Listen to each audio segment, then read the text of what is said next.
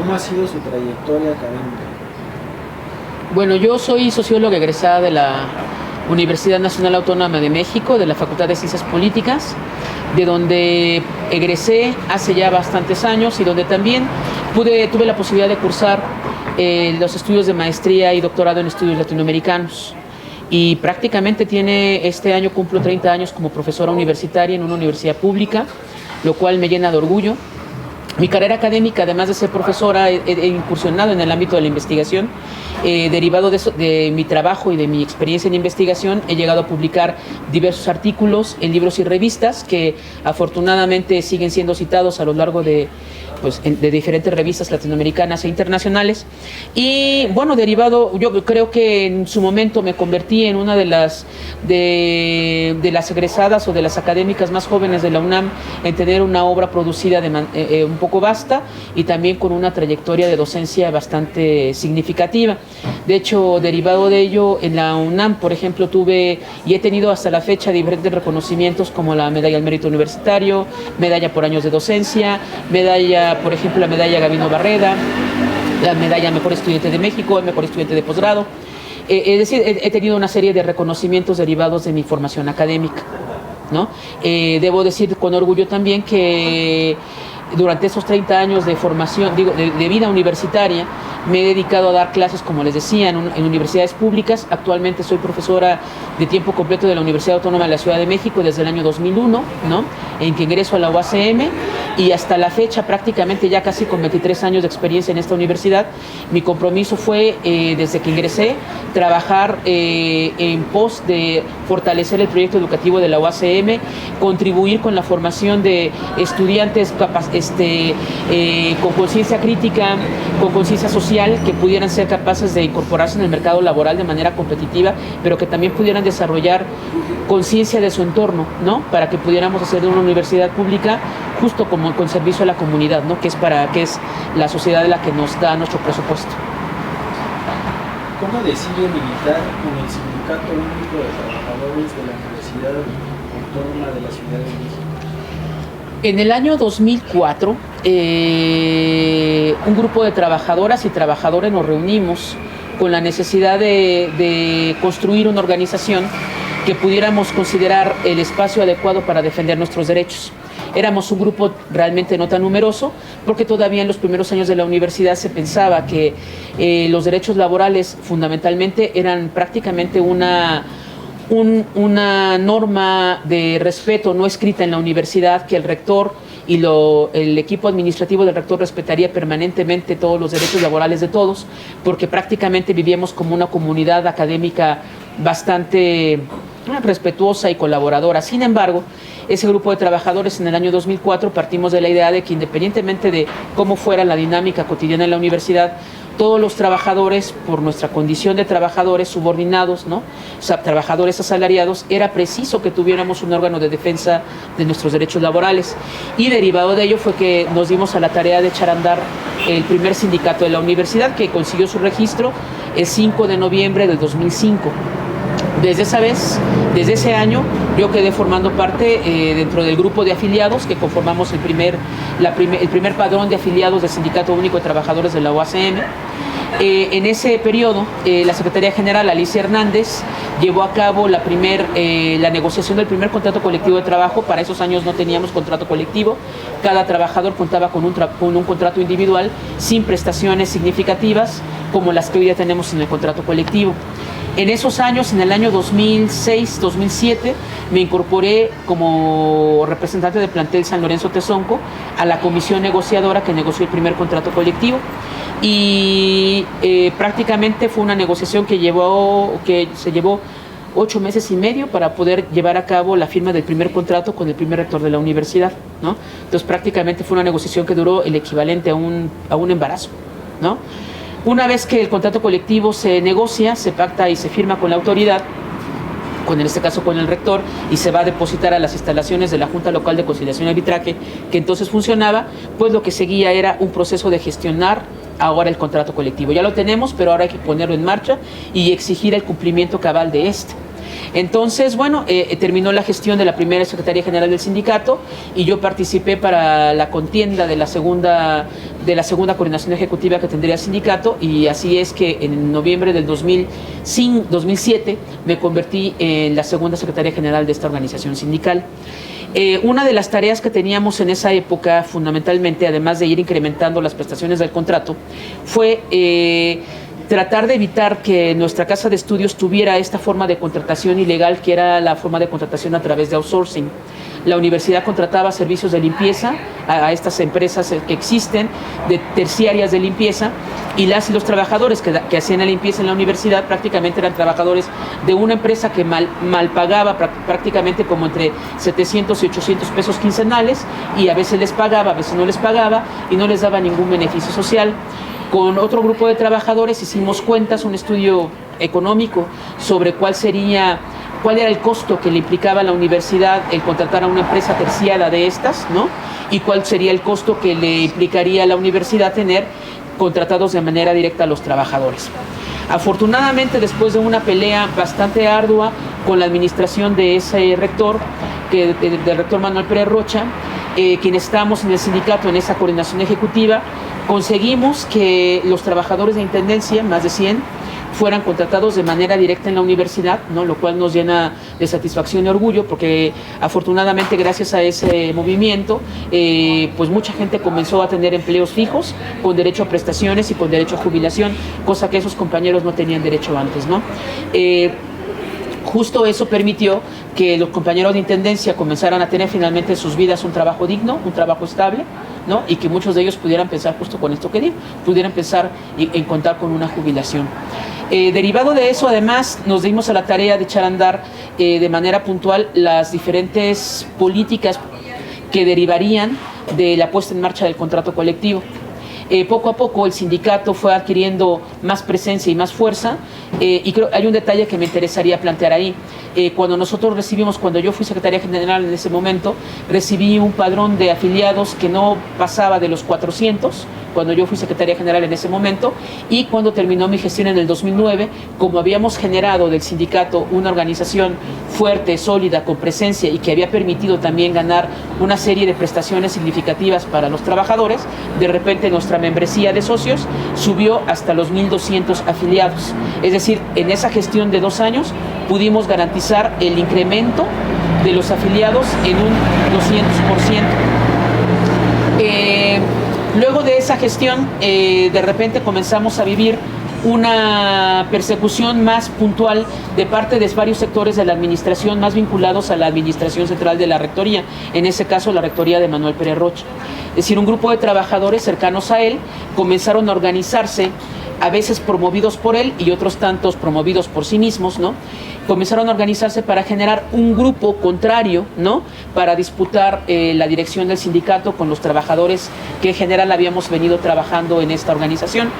Fue a partir de ese periodo que el sindicato se convierte, yo diría que para ese grupo de trabajadores, que además los vemos activos hasta la fecha, ¿no? Ahora, que se convirtió en un llamado de atención significativo, y las rectorías empezaron a ver el sindicato como algo que tenían que cooptar, porque podía significar, como fue en ese momento, un espacio para ganar espacios para los trabajadores, ¿no? Y que la rectoría, en ese caso la del primer rector, lo vio como un peligro para la propia administración, no para los trabajadores, pero sí para los intereses de las propias rectorías, ¿no?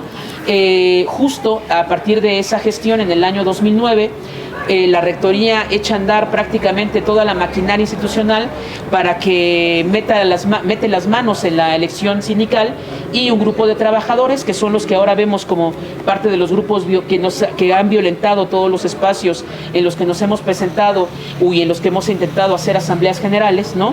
Es ese mismo grupo de trabajadores. O sea, podemos rastrear la historia de ellos desde el año 2009, cuando empezaron a organizarse, y de manera ilegal varios de ellos, de esos trabajadores, violentaron las oficinas sindicales, se metieron a robar la documentación electoral en su momento, y con el apoyo de la rectoría y del abogado, un abogado que está emparentado hoy día con la Secretaría de Gobernación, pues se dieron a la tarea de gestionar de una manera que desconocemos la toma de nota de manera ilegal para ese otro grupo de trabajadores.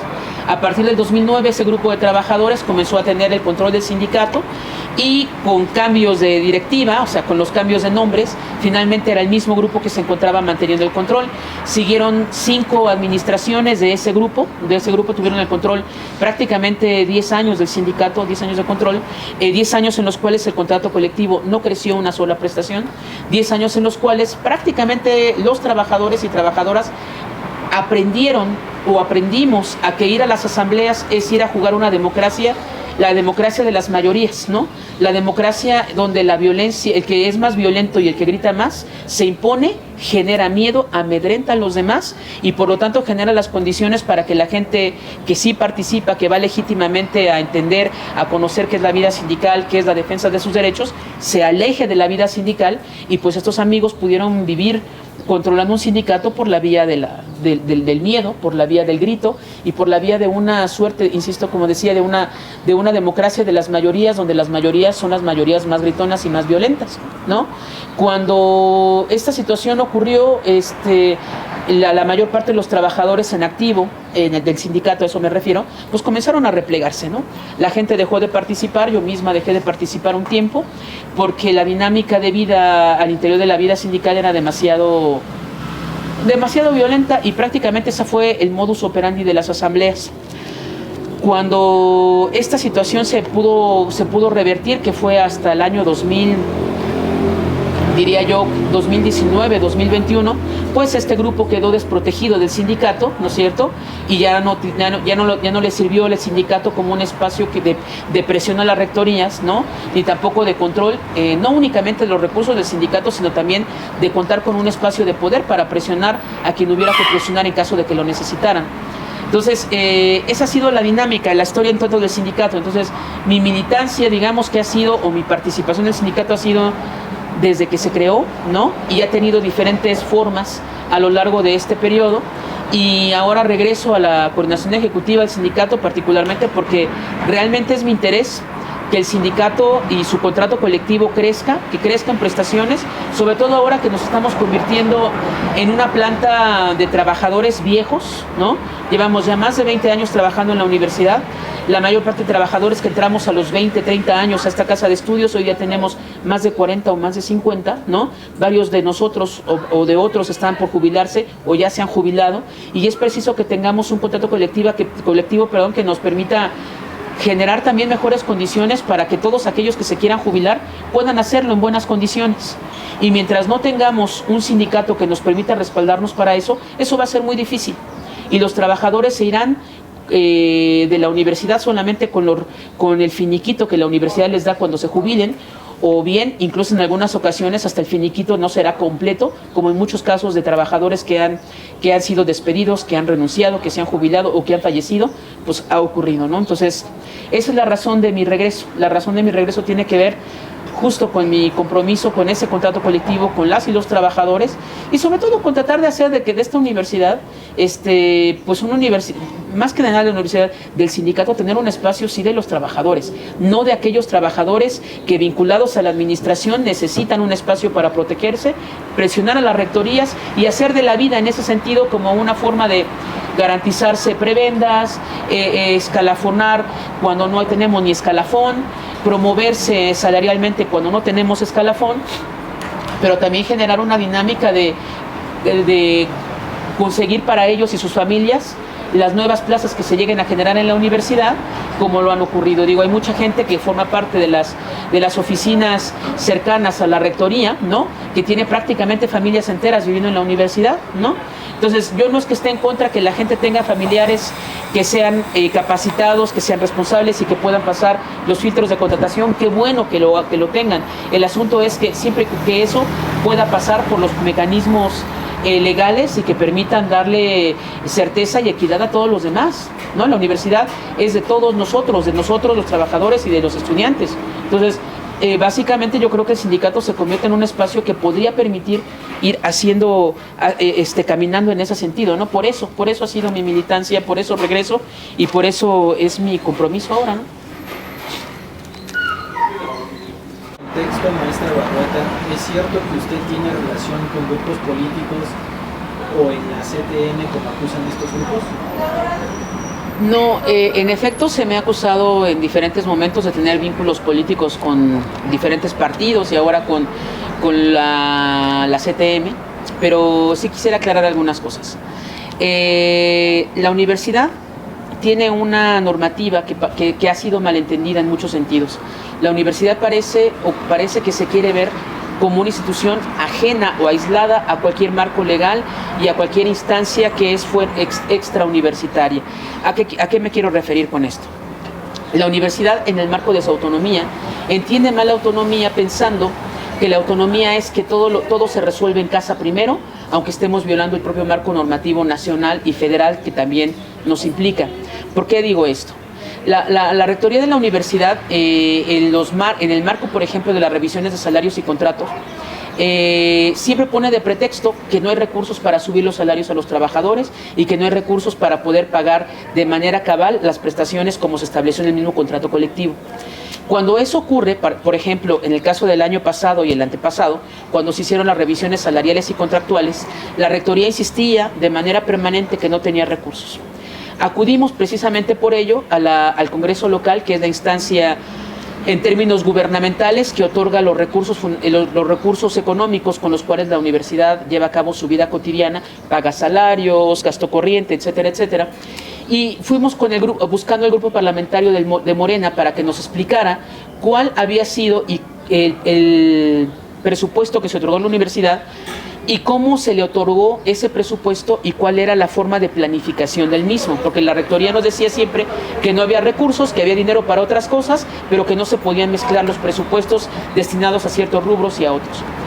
Acudimos con el grupo, como decía, parlamentario de Morena en el Congreso local, sin embargo no tuvimos eco para que nos explicaran esto. Acudimos al Congreso local también con los otros grupos parlamentarios y el único grupo parlamentario que se volteó a vernos y decirnos, oigan, nosotros les podemos explicar cómo está el tema de la cuenta pública y cómo está el dinero del otorgamiento de los presupuestos universitarios, fue el grupo del PAN. Se sentó con nosotros, nos explicó, con la presencia también de una diputada del PRI en ese momento, cómo había sido otorgado el presupuesto a la universidad. En ese momento fue que regresamos a la rectoría de la universidad, a las negociaciones en la Junta Local de Conciliación y Arbitraje, con otro tipo de elementos, planteándole a la rectora, ¿no?, que el presupuesto que se le había otorgado tenía una orientación distinta a la que ella nos manifestaba.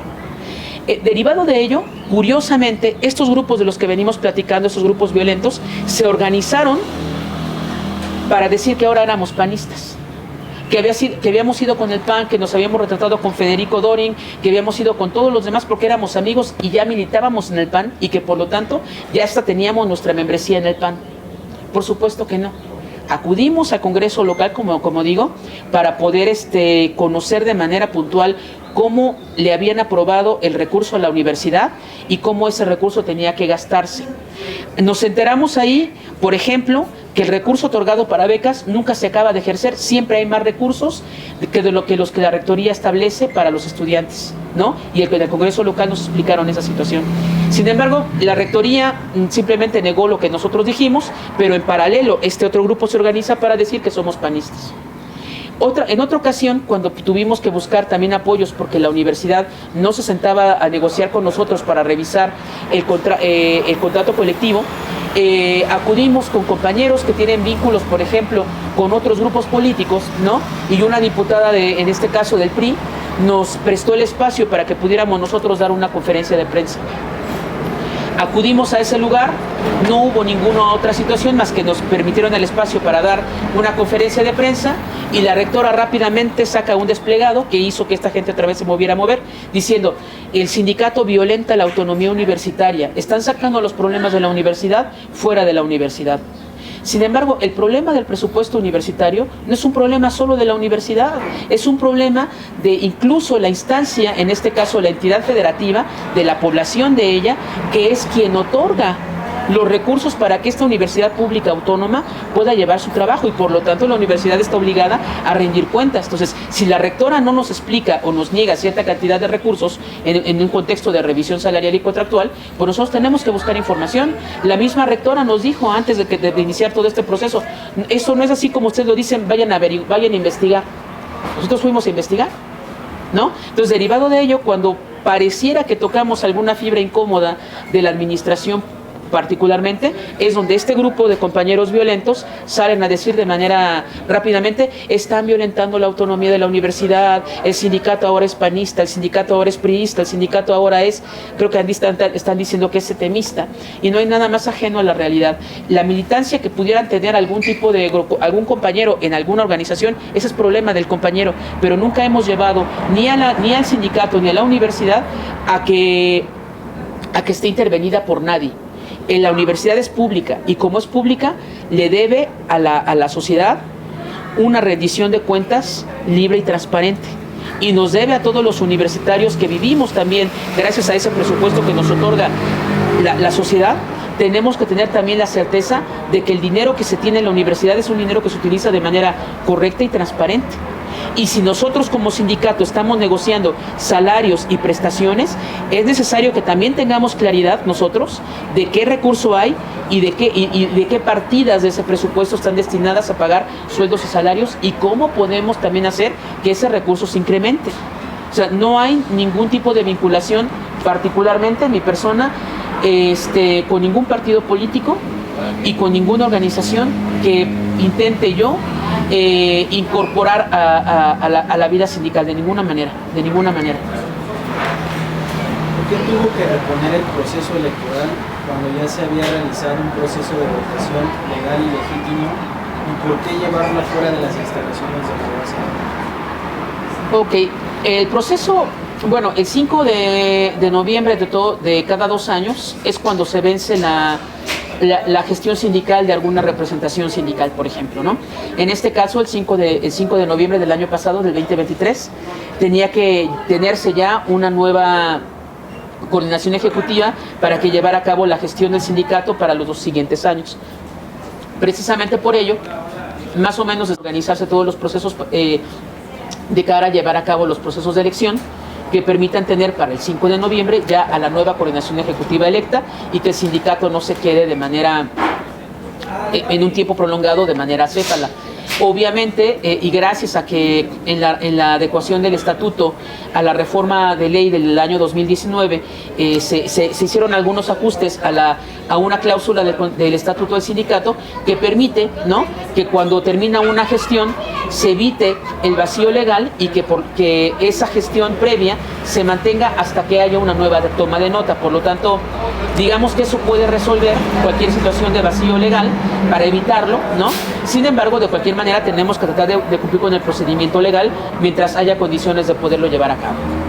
En diferentes ocasiones hemos llevado a cabo asambleas generales, ordinarias y extraordinarias del sindicato en diferentes planteles de la universidad.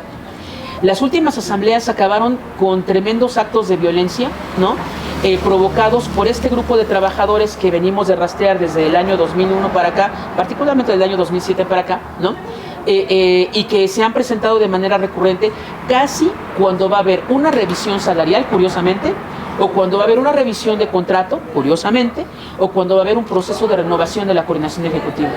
Es decir, son un grupo de trabajadores que de manera cotidiana no acompañan la gestión sindical, no apoyan la gestión sindical, al contrario, se le oponen, pero que aparecen de manera muy beligerante en procesos significativos como revisiones salariales contractuales, ¿no?, y procesos de renovación de las directivas sindicales.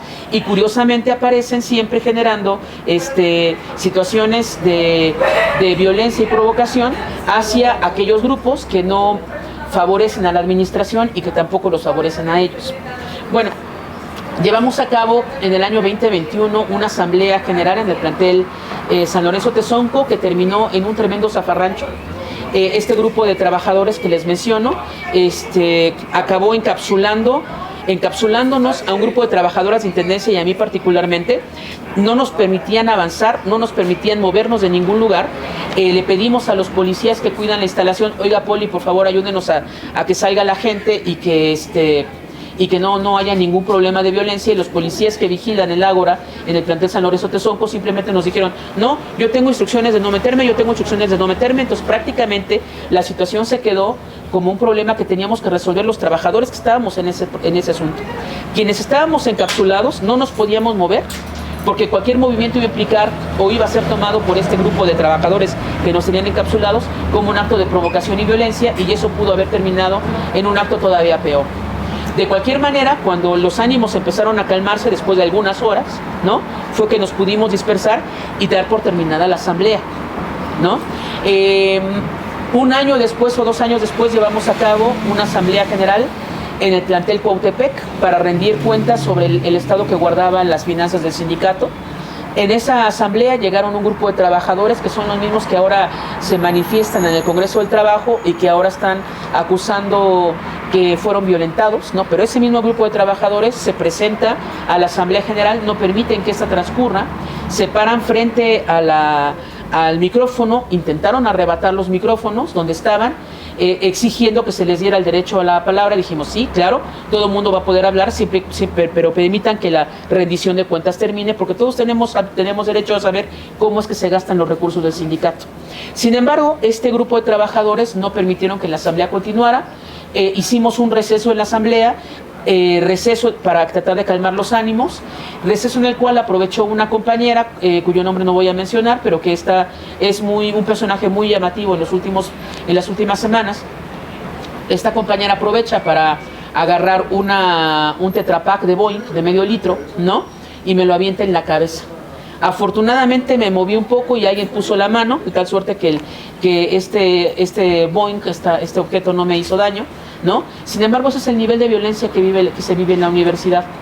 Acudimos a los planteles también en una asamblea cuando intentamos ya echar a andar el proceso de renovación de la coordinación ejecutiva. El objetivo de la Comisión Electoral, nos lo planteó, fue llevar a cabo todo el proceso al interior de las instalaciones universitarias, y precisamente así se llevó a cabo en la primera asamblea general extraordinaria que llevamos a cabo, creo que es el 19 de octubre del año 2023, que se hizo la Asamblea General Extraordinaria en primera llamada para poder convocar a la gente al proceso de elección de la coordinación ejecutiva.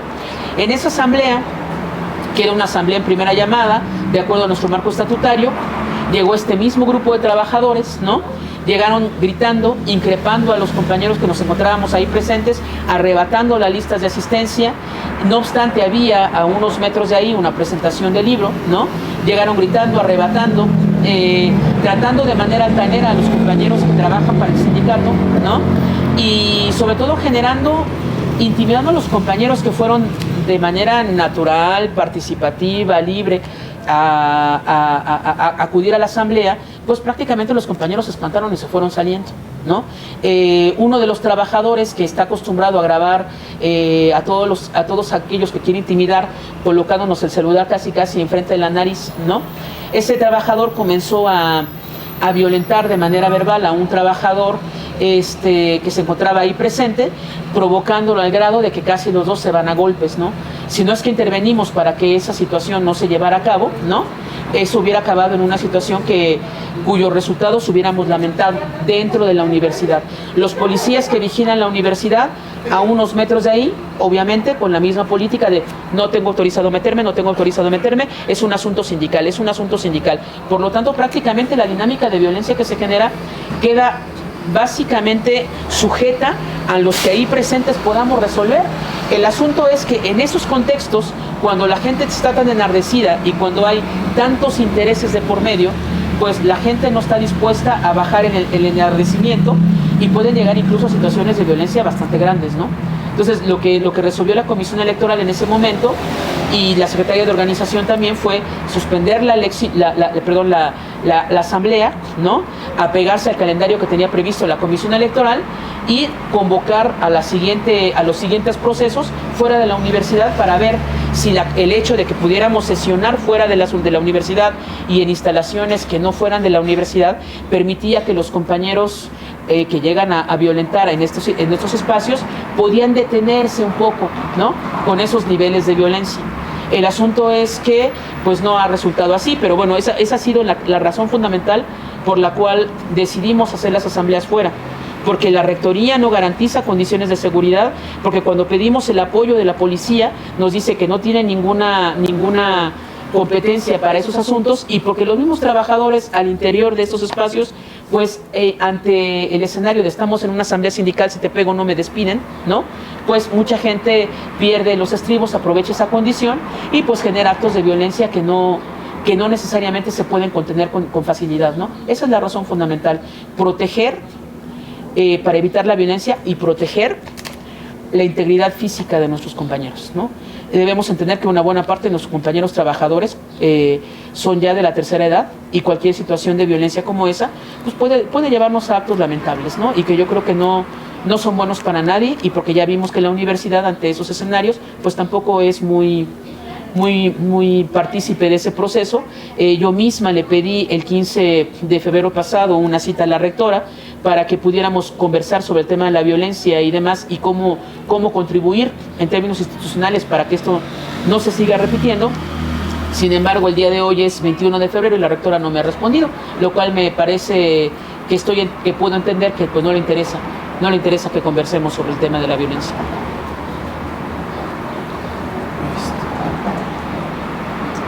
¿Qué mensaje le daría a estos grupos de trabajadores y a la comunidad universitaria?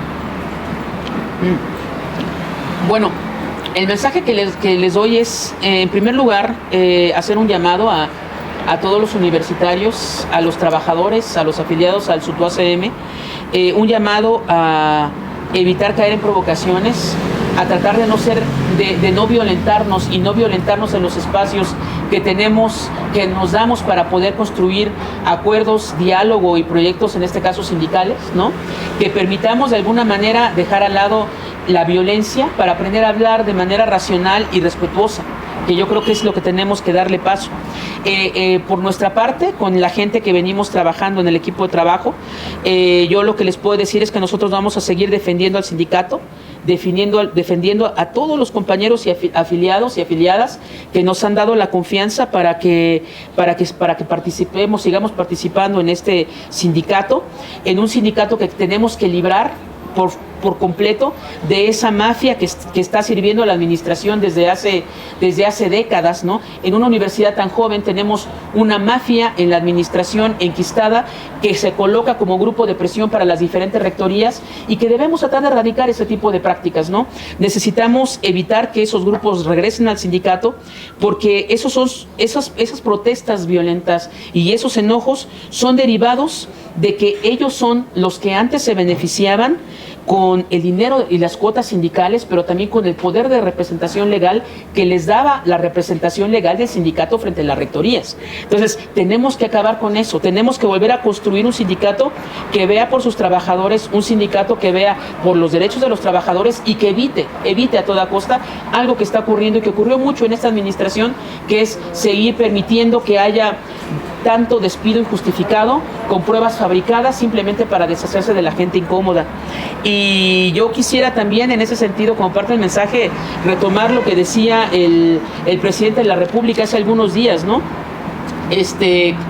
Ellos quieren regresar, nosotros también los queremos, pero queremos que regresen todo lo que se robaron, que regresen la posibilidad de establecer en la universidad una condición de relación libre, pacífica, respetuosa y de sentido universitario, una tranquilidad y un acceso al diálogo que ellos nos robaron durante años. Que lo regresen, que no se vayan impunes. Este grupo minúsculo disfrazado de sindicalistas y de sindicalistas democráticos son quienes han violentado a los trabajadores durante años, quienes van y vienen como trabajadores de confianza a ser trabajadores de base para querer permanentemente seguir teniendo condiciones de privilegio, a veces como de confianza y a veces en el sindicato, de tal suerte que se convierten en los primeros tiranos de los trabajadores de base. Entonces, la verdad que yo quisiera convocar a todos los trabajadores afiliados al sindicato a que defendamos al SUTU-ACM de este grupo de trabajadores y que defendamos a los afiliados, que defendamos al contrato colectivo y que revisamos también algo que tenemos pendiente. En la medida que el Centro Federal siga retrasando lo que por ley nos corresponde cuando el proceso se hizo limpio, democrático, legítimo y legal, que es la elección, que se otorgue la toma de nota, porque en la medida que no lo haga, está violentando y vulnerando el derecho fundamental de todos los trabajadores de esta casa de estudios a tener nuestra revisión de salario. Estamos prácticamente a un par de semanas que termina el mes de febrero, creo que una semana nada más, y justo no hemos empezado ninguna revisión de salario porque no tenemos todavía certeza del proceso jurídico que va a llevar nuestro sindicato. En la medida que pasemos todo este proceso, la rectoría de la universidad se puede lavar las manos y decir, nunca me emplazaron, por lo tanto no tienen incremento de salario. O sea, se está violentando el derecho de los que trabajamos ahí a tener un incremento de salario justo, como lo establece la Ley Federal del Trabajo. Entonces ese es el mensaje que le daría a todos y todas, ¿no? Para que podamos echar adelante el sindicato.